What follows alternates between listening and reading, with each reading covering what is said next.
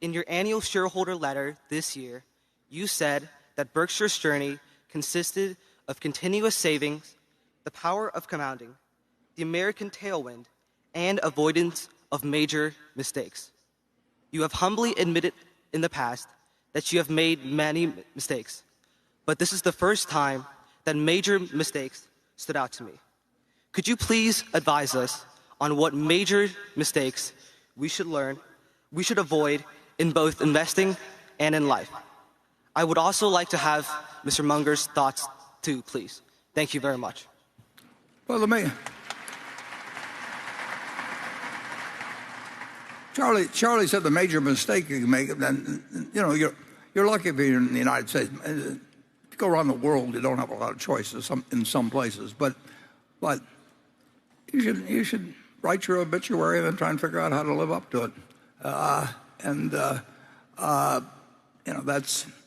That's something you get wiser on as you go along. The business mistakes, you just want to make sure you don't make any mistakes that take you out of the game or come close to taking you out of your game. You should never have a night when you're worried about investing. I mean, assuming you have any money to invest at all, and you should spend a little bit less than you earn, and you can spend a little bit more than you earn, and then you've got debt, and the chances are you'll never get out of debt. I'll make an exception in terms of a mortgage on your house, but credit card debt, we're in the credit card business big time, and the world will stay in the credit card business. But why get behind the game? And if you're effectively paying 12 or 14 or whatever percent you're paying on a credit card, you're saying I'm going to earn more than 12 or 14% of money, and if you can do that, come to Berkshire Hathaway. So it's I hate to say this when Charlie's around me, but it's straight out of Ben Franklin. I mean, and it's not that complicated, but I'll give you a couple lessons. Tom Murphy, the first time I met him, said two things to me. He said, you can always tell someone to go to hell tomorrow. Well, that was great advice then. And think of what great advice it is when you sit down at a computer and screw your life up forever by telling somebody to go to hell or something else in 30 seconds and you can't erase it. And you haven't lost the option. And he said, praise by name, criticize by category. Well, what makes more sense than that? I mean, who do you like that criticizes you all the time? And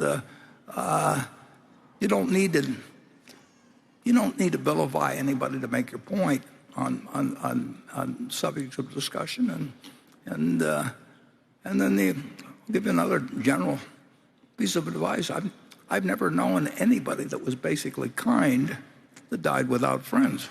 And I've known plenty of people with money that have died without friends, including their family.